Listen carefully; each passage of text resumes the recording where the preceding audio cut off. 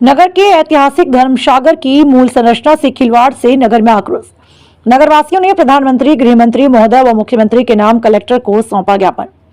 पन्ना शहर नगर पालिका परिषद पन्ना के वार्ड क्रमांक 13 में लगभग 300 वर्ष पूर्व से निर्मित पेयजल आपूर्ति की धर्मसागर तालाब की पुरातन मेड़ बंधान को लगभग 15 फीट काटकर जल में मिट्टी डालने, उसमें अवैध उत्खनन करने व तालाब के अस्तित्व को नगर पालिका परिषद पन्ना द्वारा समाप्त करने से नाराज नगर के गणमान्य नागरिकों के द्वारा आज कलेक्टर को प्रधानमंत्री, गृह मंत्री महोदय व मुख्यमंत्री मध्य प्रदेश के नाम ज्ञापन सौंपा।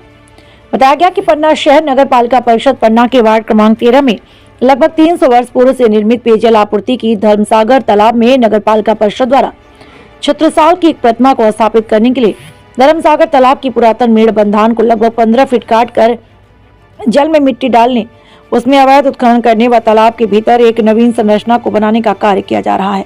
अतुल रैकवार की रिपोर्ट।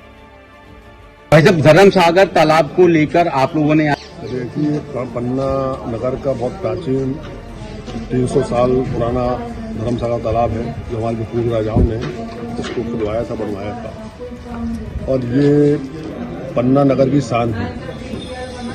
अभी पूरे नगर में जो पेयजल सप्लाई होती है 3 तालाबों से होती है। पहले पूर्व में धर्मसागर से पूरी सप्लाई होती थी, उसके बाद तब पानी कम हुआ, पॉपुलेशन बढ़ी तो नेपथ सागर से लोग पन्ना में पानी आने लगा, धर्मसागर नेपथ सागर, फिर लोकपाल सागर से तीनों तालाबों से बराबर सप्लाई पन्ना है, पेयजल की व्यवस्था होती है।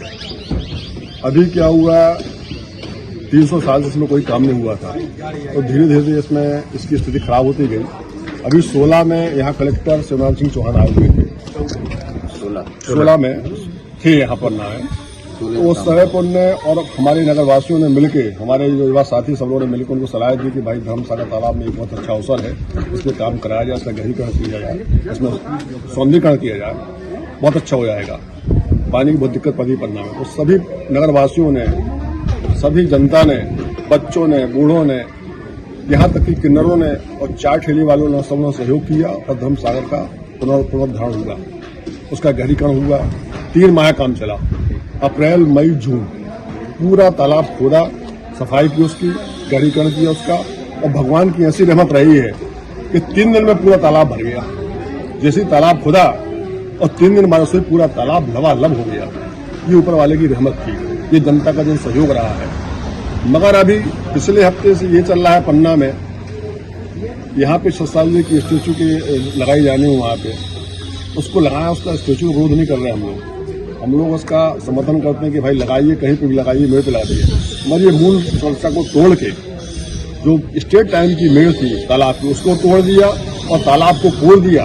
तालाब तोड़ के वहाँ पे डैम बना रहे हैं, वहाँ पे स्टेचू लगा रहे हैं। कम से कम इन लोगों ने 500-600 डंपर मार के वहाँ पे मिट्टी डाल दी, जो हम लोगों ने बड़ी मेहनत से निकलवाई थी। उसमें क्या पानी का लेवल भी घटेगा और वहाँ मोती कोई उचित नहीं तालाब के पानी में लगाने का। आपको लगाने, आप यहाँ मेड़ पे लगाइए, बाहर लगा लीजिए, बहुत अच्छा है।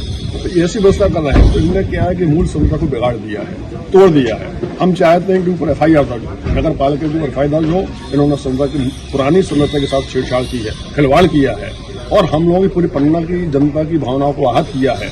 और तालाब को आने जो पेयजल की, शुद्ध पेयजल की व्यवस्था करवाता है धर्मसागर तालाब, उसको नष्ट करने का प्रयास किया, कर रहे हैं, अभी भी कर रहे हैं। तो ये कहते हैं कि आप इसको बंद करें, वहाँ पे आप को हम नहीं सह पाएंगे।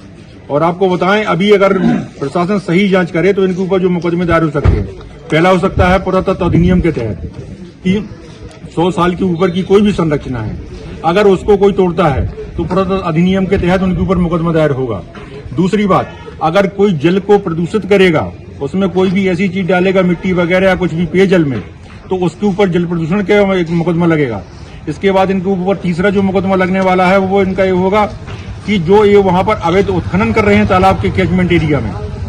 मगर शासन और प्रशासन ये पन्ना में इतना भ्रष्ट बैठा है कि ये सब मिलकर के पन्ना के लोगों के जो हित हैं उनको खत्म कर रहे हैं। तीसरा आपको बताएं, पन्ना की जो वाटर टेबल है, वो पन्ना के सभी तालाब, पुरातन तालाब, वो सब एक दूसरे से इंटरकनेक्टेड हैं नहर के माध्यम से, तो जिससे पन्ना की वाटर टेबल बढ़ती है। अगर धर्मसागर तालाब सूख जाएगा तो बेनीसागर तालाब भी सूख जाएगा, क्योंकि ओवरफ्लो से वो भरता है, वो भी वाटर टेबल बढ़ाता है। और जो ये यहाँ की कुएं हैं, ये कुएं भी पन्ना के वाटर टेबल बढ़ाते हैं, तो इसलिए पन्ना के बोरवेल और पन्ना के छोटे मोटे कुएं ये लोग खोल लेते हैं उनमें पानी रहता है, क्योंकि पन्ना में पानी का जो प्रमुख स्रोत है वो तालाब ही है। और प्रमुख तालाब पन्ना का धर्मसागर तालाब भी है, उससे ही नीचे उतर करके सब तालाब उनका पानी रोकते हैं और वो तालाब भरते हैं। तो ये पन्ना का प्रशासन जो पन्ना के हित के लिए बैठा है, नगर पालिका, एक कलेक्टर यहाँ सुरेश कुमार, इनको ये पन्ना के लोगों का कोई हित नहीं देख रहे हैं। पन्ना के लोगों को ये चाहते हैं कि सब बीपीएल में आ जाएं और इनके सामने हाथ फैला करके खड़े रहें। धन्यवाद।